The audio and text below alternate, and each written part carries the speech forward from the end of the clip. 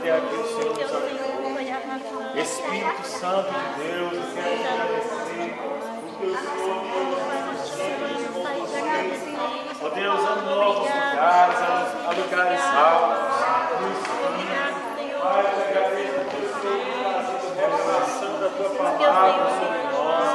Espírito Santo, concedei. Eu te peço nesse momento, que o Senhor venha estar na mente do coração, venha refrigerar nossa alma, venha tirar o cansaço físico, cansaço mental. Pai, que o Senhor possa atrapalhar a palavra do Senhor que vai ser ministrada, o compartilhar do Espírito Santo.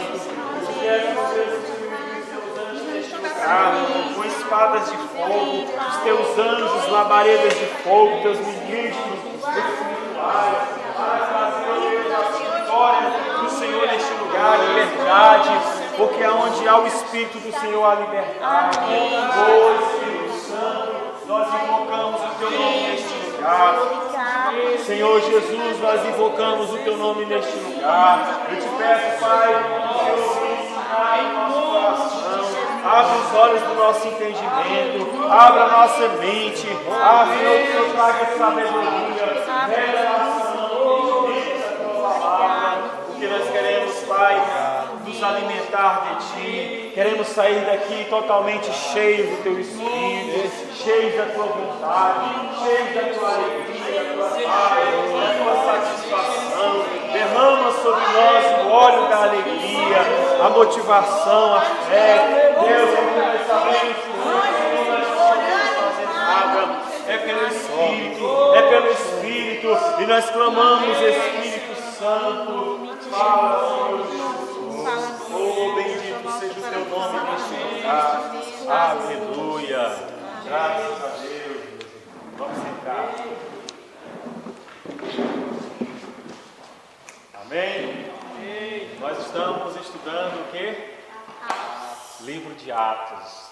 Atos de quem? Atos do Espírito Santo. Amém, meus irmãos? É um bom título, né? Atos do Espírito Santo. Só para nós fazer uma pequena recapitulação da aula passada, do nosso compartilhar passado, nós falamos uma coisa que mais me chama a atenção nesse momento, é o período que Deus ficou sem falar com o povo. Que nós falamos, né? Quantos anos? 400 anos. 400 anos sem Deus conversar, nem dar um oi, nem um alô para ninguém. E pela graça de Deus, pela sua misericórdia, porque as misericórdias do Senhor se renovam a cada manhã. Amém. Deus, 400 anos depois, falou assim, basta. Eu pensei que era 6. Não, 400. É 400. 400 anos o Senhor resolveu falar, e ele fala com Zacarias, né, falando a respeito de João Batista, depois fala com Maria, aí depois fala com José, e vai falando com Ana, a profetisa, fala com Simeão, o profeta, e vai falando, né, vai dando direção. Então nós estamos vivendo no período que a gente pode chamar na era do Espírito Santo. Tem um grupo de pessoas aí no mundo querendo colocar uma nova era, né? Já ouviu falar da nova era? A era de Aquário, né? A era que eles querem colocar o cristianismo dentro do aquário, porque nós somos também representados pelos peixes, né? A igreja cristã, o símbolo do cristianismo é um peixe. Então eles querem trazer a era de Aquário, mas não vai ter jeito, não vai acontecer, porque nós estamos vivendo nos tempos do Espírito Santo, onde a igreja do Senhor tem que ser movida pelo Espírito Santo. Irmãos, e sem o Espírito Santo nós não podemos fazer nada. Sem o Espírito Santo, eu e você não estaríamos aqui nessa hora, se não fosse pelo Espírito Santo. Não é por palavras de ninguém obrigou ninguém a vir para cá, ninguém te obrigou e nem me obrigou. O Espírito Santo foi que despertou meu coração e o seu, para que a gente pudesse estar compartilhando a respeito desse Espírito de vida que Jesus chamou de o Consolador. Ele chamou aquele que vai guiar vocês a toda a verdade. Ele chamou ele de o advogado, o amigo que estará sempre, Ele é que vai dar a direção. Então é pelo Espírito que a igreja, que somos nós, somos movidos. Amém, Jesus. É bom estarmos em união, é bom estarmos reunidos, porque muitas vezes um irmão está com uma dificuldade, com um problema, e o Espírito Santo age através da igreja, ele fala através de uma pessoa, através de outra pessoa, e nós temos prova disso já no nosso meio. Muitos sinais, isso também são chamados de sinais, tem acontecido no nosso meio. O Espírito Santo tem despertado algumas pessoas para estar falando aqui, outro dia fala ali, a pessoa está triste, está desanimada, mas o Espírito Santo sempre vai estar usando alguém, como foi na igreja primitiva.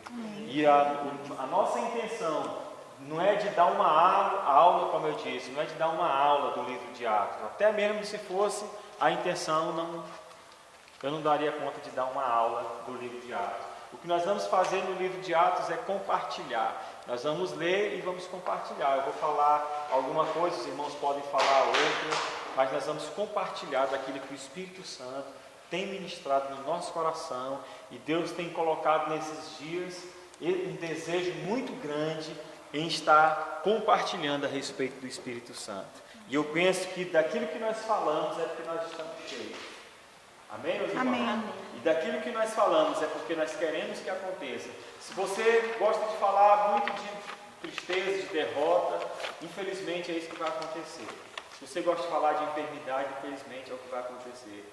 Então vamos amar esses dias, falar do Espírito Santo. Amém, Jesus. E nós vamos ser cheios desse Espírito, em nome do Senhor Jesus. Amém. Então nós lemos aqui até o versículo 14, foi? Foi isso? Lemos até o versículo 14 de Atos capítulo 1. Nós começamos a ler na quarta-feira passada, né? E nós vimos que a ordem de Jesus Cristo para os discípulos foi: vocês têm que ficar em Jerusalém até que vocês sejam revestidos de poder. Jesus falou assim: olha, vocês não vão fazer nada. Jesus falou isso faltando 10 dias. Jesus morreu na sexta-feira da Páscoa, ressuscitou no domingo como é que é o nome da festa? Pentecostes. Da festa das primícias, né? Que é onde vem o pessoal começa aquela colheita e traz a primeira parte e oferece. Então, simbolizando que Jesus é a primícia dos que dormem, a primícia daqueles que foram ressuscitados. E aí Jesus passou, depois da ressurreição, mais 40 dias andando aqui na terra. A Bíblia diz que ele foi visto por mais ou menos umas 500 pessoas. E ele ficou ensinando aquelas pessoas a respeito do reino dos céus e a respeito da era vindoura, que é o milênio. E falou para essas 500 pessoas, quando ele estava subindo, que os anjos perguntou assim: olha, o que vocês estão olhando para cima? Porque este mesmo Jesus que está subindo, ele vai voltar nesse mesmo lugar aqui de onde vocês estão vendo, que era no Monte das Oliveiras. Então eram aproximadamente umas 500 pessoas que estavam nesse dia, e quando ouviu Jesus falou assim: vocês têm que permanecer. Olha a palavra, vocês têm que permanecer aqui em Jerusalém, até que vocês sejam revestidos do alto. Quer dizer, vocês não podem fazer nada se vocês não estão revestidos de poder. Então a ordem que Jesus deu para essas 500 pessoas era: vocês têm que permanecer. Então nós vimos nesse passado aqui, nesse capítulo que nós lemos, que os discípulos todos os dias estavam unânimes no templo. Mas, infelizmente, dos 500 restaram quantos? 120. 120. E é sempre assim, viu, irmão?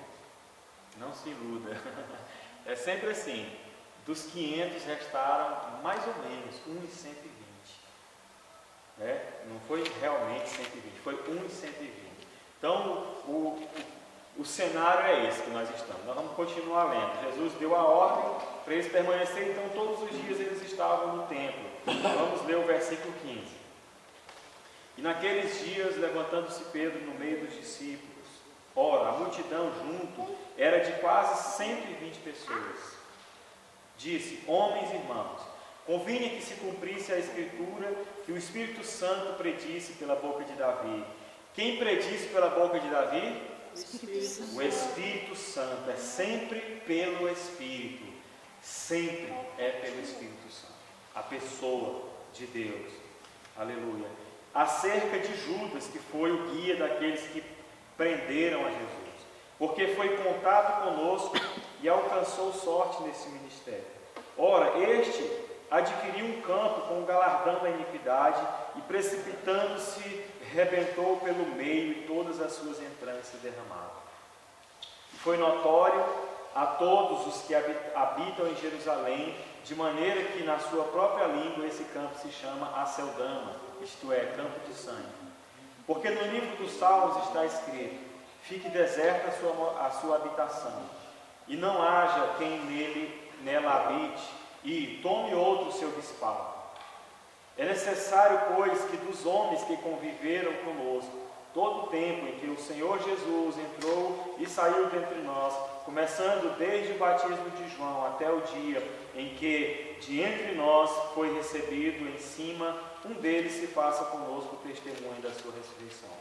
E apresentaram dois, José, chamado Barsabás, que tinha por sobrenome o Justo, e Matias.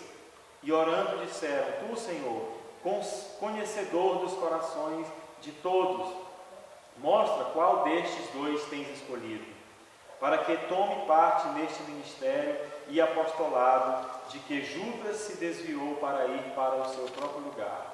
E lançando-lhe sorte, caiu a sorte sobre Matias, e por voto comum foi contado com os 11 apóstolos. É interessante isso aqui, porque um dos apóstolos tinha morrido, Jesus escolheu 12, mas um dos apóstolos morreu, né, que foi o Judas. Nós sabemos a história, mas como Jesus disse, era para que se cumprisse as escrituras. E lá no livro de Salmos, se não me engano, 61, é que está falando que fique deserta a tua moradia. Salmo 69, 25. 69, 25. Fique deserta a tua moradia e tome outro o seu bispado. Quer dizer, outra pessoa ocupe o seu lugar, né, o seu ofício. O meu ali falou bispado, tem uma tradução que fala ofício. Encargo. A sua liderança, aqui fala encargo, aí, que ministério. Esse é um assunto que dá muita conversa de Judas, porque tinha que ter alguém, né, para fazer o que ele fez. Por isso que uns falam que Jesus escolheu ele, outros falam que ele foi escolhido, porque tinha que ter um para consumar o fato. Né? Exato, tinha que ter um. Não, por isso que aqueles estudiosos falam que ele era um homem de confiança, porque Jesus não ia colocar o dinheiro na mão que Na realidade, ele não era um homem de confiança, é não. muita conversa, né? Ele não era um homem de confiança, não. A Bíblia diz que Jesus sabia do coração do homem, e principalmente dele. Ele não se deixava enganar por ninguém, muito menos por Judas. Jesus sabia que ele era traidor o tempo todo. E Jesus, mesmo sabendo, o chamou para ser seu discípulo. E muito mais do que isso. E Eu acho que assim, ele falou assim, já que vai ter que ser alguém que seja uma pessoa que mereça, né? Na realidade, esse castigo. Porque se ele escolhesse. vamos olhar pela sangue, graça né? de Deus, né? Olhando pela graça, ele vai ter que ter um castigo um dia, Tá então certo. o castigo vai ser esse. É melhor olhar por esse lado aí. Você pegar o santo e castigar. Isso, tudo bem, vamos pensar por esse lado, que a misericórdia de Deus é grande. Ele não ia pegar uma pessoa boa e Mudar o coração. e deixar, né? Então vamos pensar que esse cara, infelizmente, foi treinado desde Tá o na início, né? estratégia de Deus. Você vai escolher 12, mais um deles você tem que escolher. Agora sabe o um que a gente mais puro de coração. Isso. Agora sabe o que a gente pode pensar que me veio na minha mente aqui agora? É que Jesus foi escolhendo só pessoas simples, né? Pescadores e tal. E ele escolheu o Judas, um zelote, que era um político na realidade. Ele era um político rebelde, que estava lá no meio, tinha lá seu grupo, que era chamado Grupo dos Zelotes, que a ideia deles era tomar o governo à força, fazer uma rebelião e botar outro governo lá e sair atirando, né? Tinha tiro naquela época? Flecha, né? Dardo, né? Lança, dardo e tal para todo lado. Então quer dizer, Jesus foi lá e escolheu dentro daquele povo lá os políticos. Não estou falando mal de político não, viu, Wagner? Não vem para pensar que é porque eu estou dizendo que político é... Não, mas ele escolheu lá no meio do povo lá, né, também. Poderia ser um pescador também, mau caráter, né? Mas ele foi lá no meio da politicagem lá e escolheu um e ainda falou assim, Jesus olhou e falou assim, esse aqui é o cidadão. Porque Jesus sabia de tudo. Quando Filipe foi chamar Natanael lá debaixo da figueira, né? E aí ele falou assim, olha, achamos aquele que é o Messias, o Salvador, que as profecias falaram e tal. Aí Jesus, antes dele chegar, quando ele estava chegando, digamos que o Felipe é o Isaac ali, ó. Aí está vindo para cá, vem para cá, Isaac, vem vindo para cá para o meu lado. Aí está aqui Jesus conversando com os demais discípulos, e está vindo Felipe e Natanael. Aí Jesus vira para o discípulo, eis aí um verdadeiro israelita, homem em quem não há dolo, né? Um verdadeiro. Amém. Aí o que ele pergunta, o que o Felipe respondeu para ele? Não, Natanael, né? De onde me conheces? Ficou impressionado com ele. Ele falou assim, ó, antes que Felipe te chamasse, eu te vi debaixo da figueira. Aí ele falou, Senhor, tu és realmente o Filho de Deus, né? Ficou impressionado. Tu és realmente o Messias, o profeta que havia de vir. E Jesus falou assim, porque eu te falei isso, tu creu? Então, maiores coisas você verá. Então, isso quer dizer o quê? Que Jesus sabia de todas as coisas. Quando ele chamou Judas, ele já sabia, esse é o cara. É esse que está escrito. Mano, Jesus sabia as escrituras, inclusive esse Salmo 69. E ele sabia que estava se referindo dele. E que um teria que ser o traidor. E quando perguntaram, quem é, Senhor? Aquele que come comigo, na minha mesa, né?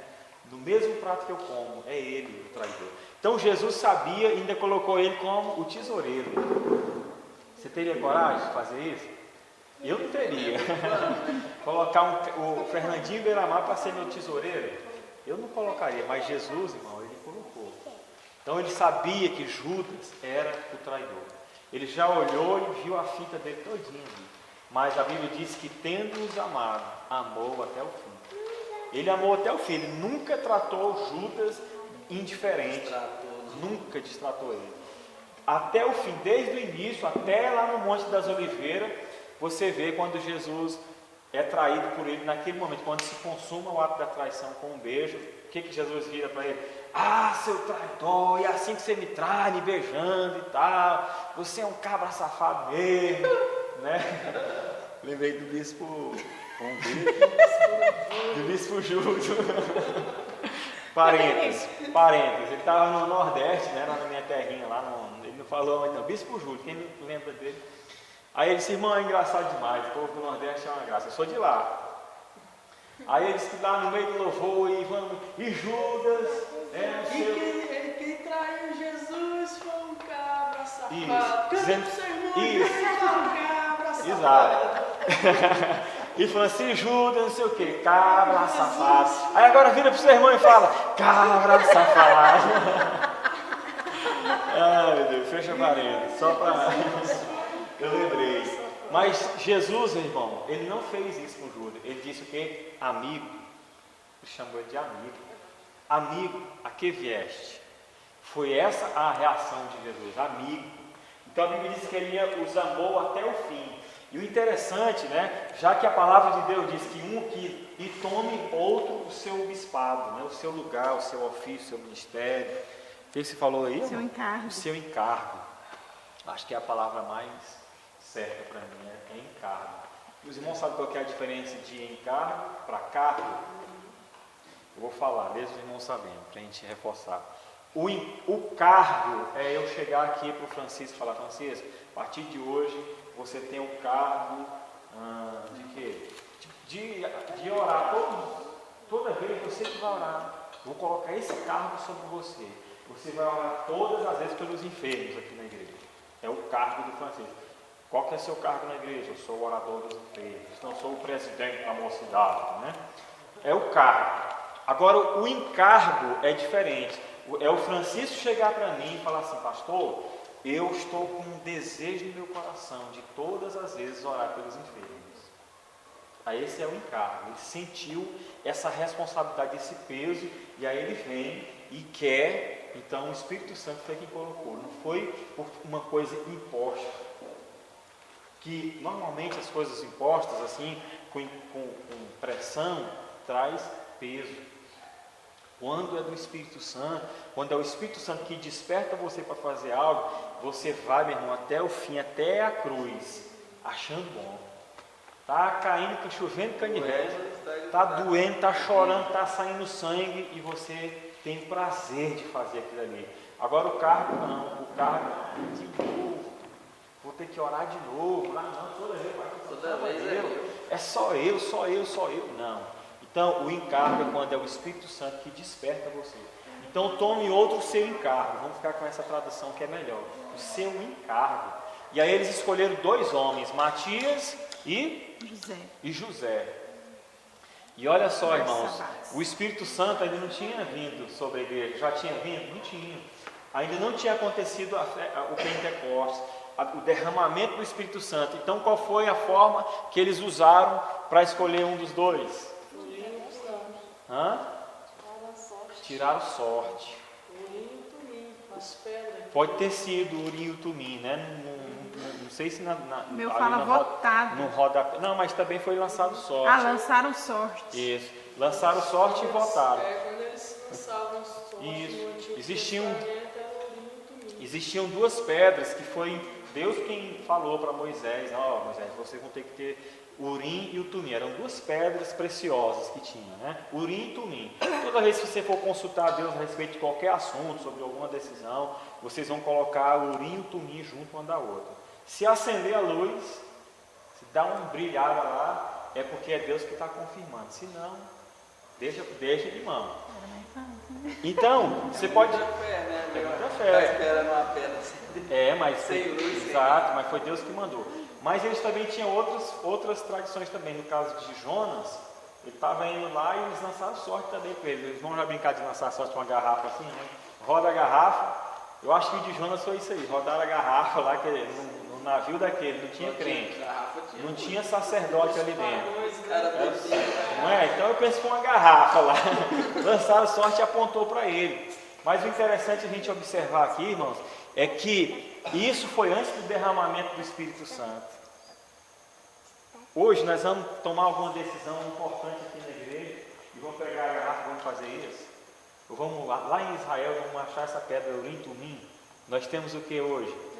O Espírito Santo. Graças a Deus. Bendito Se eles esperassem um pouquinho mais, assim, irmão, vamos continuar orando até ver o Espírito.